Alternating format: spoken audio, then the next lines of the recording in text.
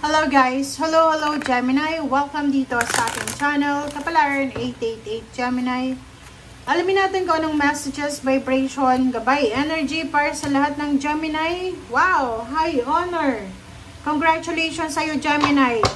Kasi ihanda mo ang sarili mo Gemini para sa incoming good news, incoming recognition, awards, rewards, appreciation, positive outcome, positive result. So, halimbawa lang, Gemini, you're working now, may business ka, or kung ano man tong ginagawa mo sa ngayon, sinasabi ng baraha sa'yo dito na handa mo ang sarili mo kasi kung ano man tong tinatrabaho mo sa ngayon, posibleng makatanggap ka ng appreciation, ng awards, ng rewards, ng higher salary, higher position, honor, kung ano man siya.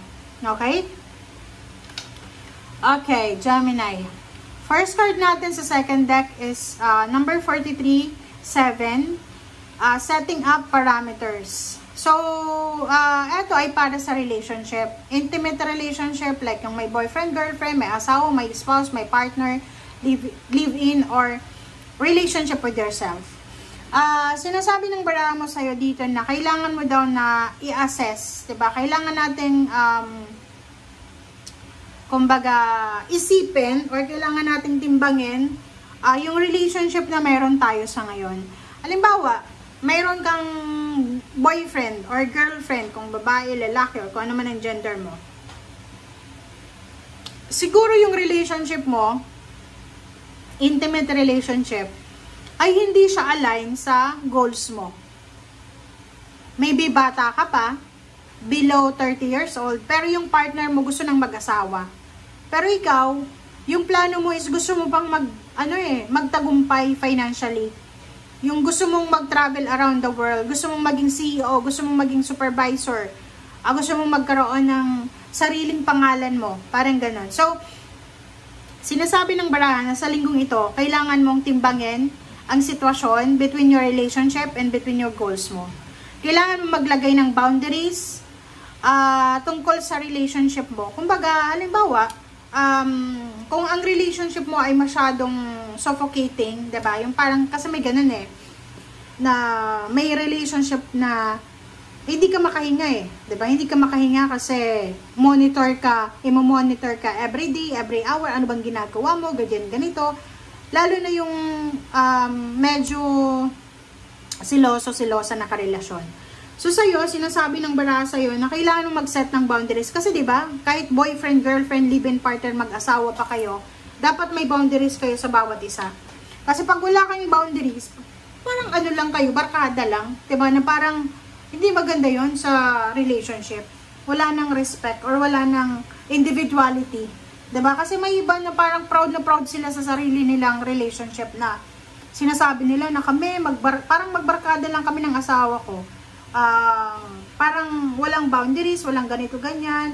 Chine-check ko yung cellphone niya, chine-check ko yung bank account niya, yung password ko alam niya, yung hindi individuality 'di ba?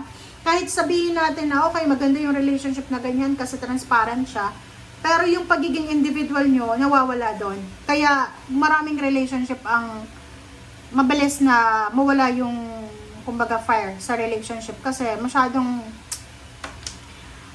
mahigpit, masyadong nakakasakal. Okay, next card natin is number 5, total submersion. Yun, sinasabi ng baraha sa'yo dito, Gemini, kung ano man tong magbago, like for example, naglagay ka ng boundary sa relationship mo, between your goals and your family, or your girlfriend, or boyfriend, or asawa, tapos, yung karelasyon mo, ayaw niya. So, kung ayaw niya, gusto niya makipaghiwalay sa'yo, just let it go.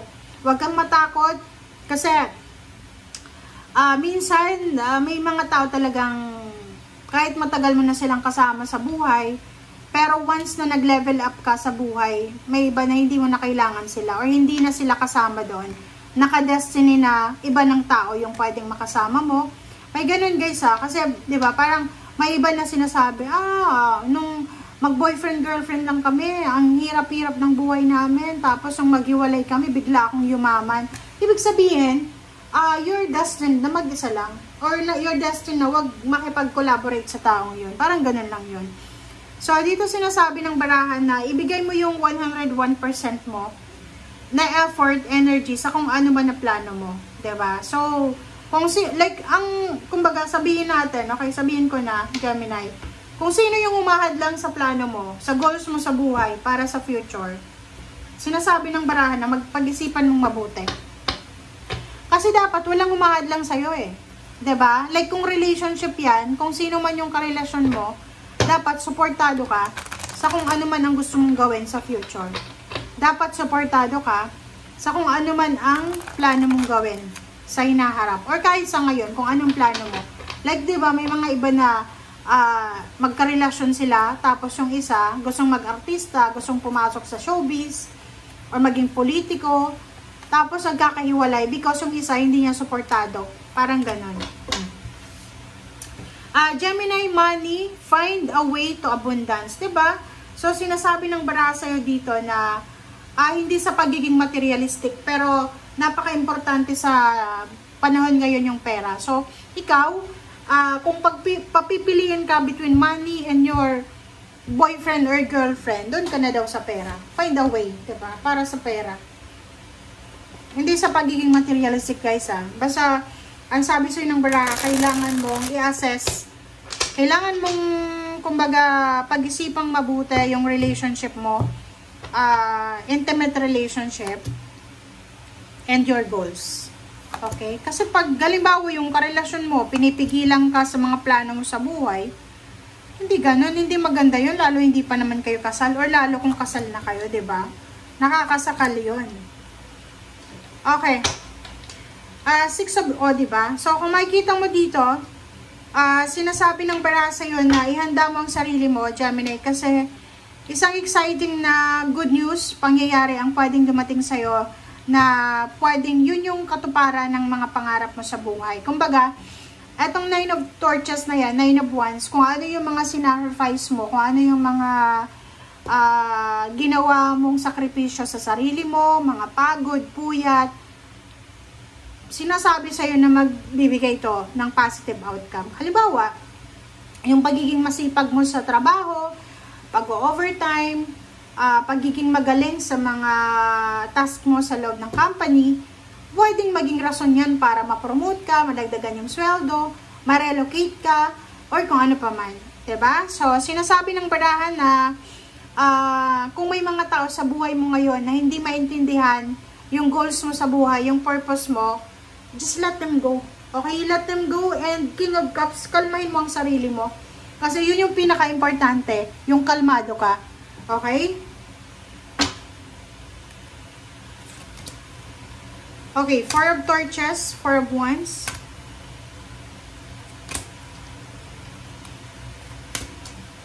Diba? Sinasabi ng baraha sa'yo dito na habang malakas ka pa, habang bata ka pa, grab the opportunity. Lahat ng klase ng opportunity para magkamal ka ng salapi. Yun yung nakikita natin dito Yung 4 of wands dito, sinasabi ng baraha na bata ka pa, may pangarap ka na sa buhay mo. Gusto mo magkaroon ng luxurious life. Walang imposible sa ganun, Gemini. Gusto mo na tumanda ka na hindi ka maghirap.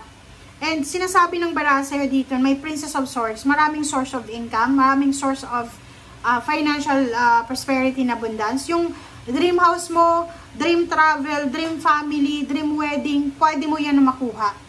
Okay? So, nakikita ko sa'yo dito na kung ano man ang desisyon mo sa buhay, maraming hindi makakaintindi nun. Depende yun sa kung ano, kung saan, depende kung hanggang saan saklaw ng pag-iisip ng tao. But, sinasabi ng baraha sa'yo na yung buhay mo ay para sa'yo yon. Okay? Walang sino man ang pwedeng magsabi sa'yo na eto, Gemini, ang gagawin mo. Wala silang control sa buhay mo. Ang may control lang sa'yo ang ating Panginoon. Okay? Ang pwede mo din kontrolin is yung emotion mo. Kumbaga, yung justice dito sinasabi na kung ano yung ginagawa natin, yun yung makukuha natin.